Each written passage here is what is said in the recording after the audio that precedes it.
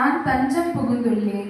நோவாவை பெட்டகத்தில் வைத்து காத்தது போல எங்கள் பங்கு மக்கள் ஒவ்வொருவரையும் நீரே பாதுகாத்து வழி நடத்த வேண்டுகின்றேன். திருப்பாடல் 91 வாசிக்கவும் 1-12 வரை. உன்னதரின் பாதுகாப்பில் வாழ்பவர், எல்லாம் வல்லவரின் நிழலில் தங்கியிருப்பவர். ஆண்டவரை நோக்கி, நீரே என் புகழிடம், என் அரண், நான் நம்பியிருக்கும் இறைவன் என்று உரைப்பார். ஏனெனில் ஆண்டவர் உம்மை வேடரின் கண்ணீர் நின்றும் கொன்றொழிக்கும் கொள்ளை நோய் நின்றும் தப்புவிப்பார். அவர் தம் சிறகுகளால் உம்மை அரவணைப்பார். அவர் தம் ரக்கைகளின் கீழ் நீர் புகழிடம் காண்பீர். அவரது உண்மையே கேடையும் கம்சமும் ஆகும். இரவில் திடீருக்கும் பகலில் பாய்ந்து வரும் அம்புக்கும் நீர் அஞ்ச மாட்டீர்.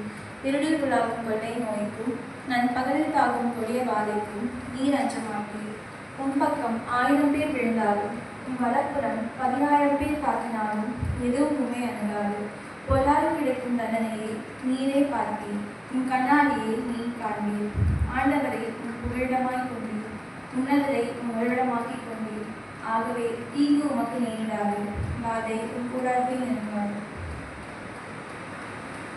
தாய் போல தேற்றி தந்தை போல ஆற்றி தோள் மீது சுமந்திடும் என் இயேசையா. தாய் போல தேற்றி தந்தை போல